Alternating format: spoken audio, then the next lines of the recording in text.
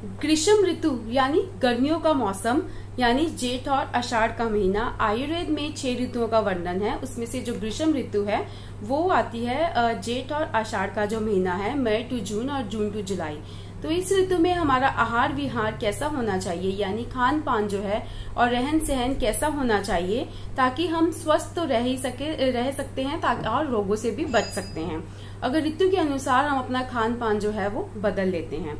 तो नमस्कार, जय श्री श्याम। मैं डॉक्टर प्रीतिका आपका आयु डेली चैनल में स्वागत करती हूँ। तो आज हम इस वीडियो में जानेंगे ग्रीष्म ऋतुचर्या का आहार विहार यानी रहन सहन और खान पान जो है वो कैसा होना चाहिए। तो सबसे पहले तो आप बेल आइकन दबाकर ये चैनल को सब्सक्राइब कर लें ताकि आपको डेली नोटिफिकेशंस मिलती रहें। तो ग्रीष्म ऋतु में जो सूरज की किरणें हैं वो बहुत तेज हो जाती हैं, धूप बहुत तेज हो जाती है, गर्मी बढ़ जाती है, धरती भी तपने लगती है। इसी तरह से जो हमारी बॉडी है उसमें भी गर्मी एकदम ज्यादा लगने लगती है हमें, और हमारी जो तरलता है, जो हमारी स्निग्धता है बॉडी की, वो खत्म होने लगती है और बॉडी में रुक्षता आने लग जाती है, यानी ड्राइनेस ज्यादा आने लग जाती है। तो इसके लिए आयुर्वेद में चरक संहिता में जो कहा गया है कि हमारा खान पान जो है वो कैसा होना चाहिए ताकि जो हमारी बॉडी की रुक्षता है वो ना हो, तो उसके लिए उन्होंने कहा है कि स्वादु शीतम द्रवम स्निग्धम अन्नपानम तदा हितम।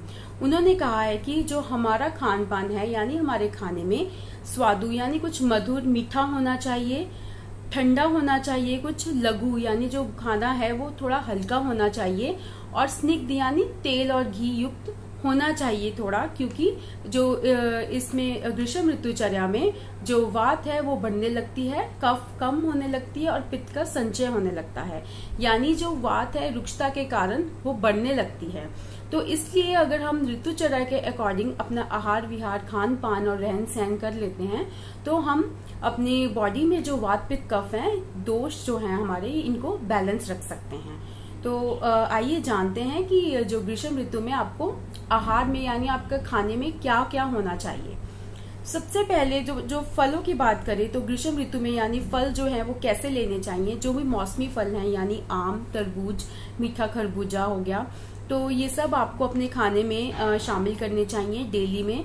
केला हो गया, मौसमी हो गया, ये सब आपको लेने चाहिए। बाकी आपके जो रीजन के अकॉर्डिंग जहाँ पे आप रहते हैं जो फल मिलते हैं आपको मौसमी फल वो लेने चाहिए। उसके बाद सब्जियों में लाल पके टमाटर हो गया, ककड़ी हो गया, परवल, करेले, सहजन की फली, और ये सब जो है आपको अपने खाने में लेने चाहिए। आलू हो गए, मटर हो गए, ये सब जो है ये लेने चाहिए।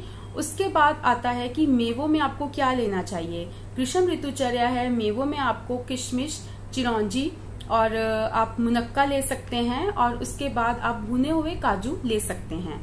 इसके बाद मेवों के बाद आता है कि आपको जो ड्रिंक्स हैं डेली, जो आप कुछ अपनी बॉडी को शीतलता प्रदान करने के लिए, ठंडक के लिए जो आप ड्रिंक्स लेते हैं, उनमें आप नींबू की शिकंजवी ले सकते हैं। नींबू की शिकंजवी के साथ आप गुलकंद का रस हो गया, आम पन्ना रस हो गया, सत्तू हो गया, और लस्सी, मीठी या नमकीन जैसे भी आप प्रयोग कर सकते हैं वो ले सकते हैं। उसके बाद आता है कि दालों में जो मूंग की दाल है वो सबसे श्रेष्ठ बताई गई है। छिलके वाले मूंग की दाल सबसे श्रेष्ठ है, और मसूर की दाल आप ले सकते हैं, लेकिन जो मूंग की दाल है छिलके वाली वो सबसे बेस्ट मानी गई है इस मौसम में।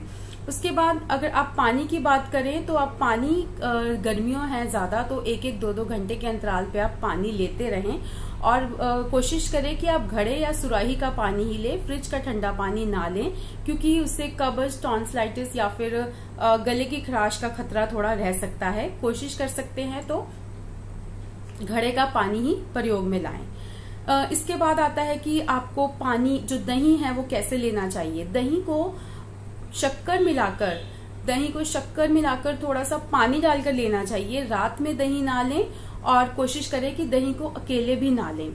उसके बाद अगर आपके विहार की बात करें कि आपका रहन सहन कैसा होना चाहिए, तो कोशिश करें कि जैसे अभी गर्मियों का मौसम है, रातें थोड़ी छोटी हैं, दिन लंबे हैं, तो दिन में अगर आप सोना चाहते हैं तो थोड़ा ठंडक हो वहां पे जहाँ पे आप सो रहे हैं, और कोशिश करें कि रात को देर तक ना जागें।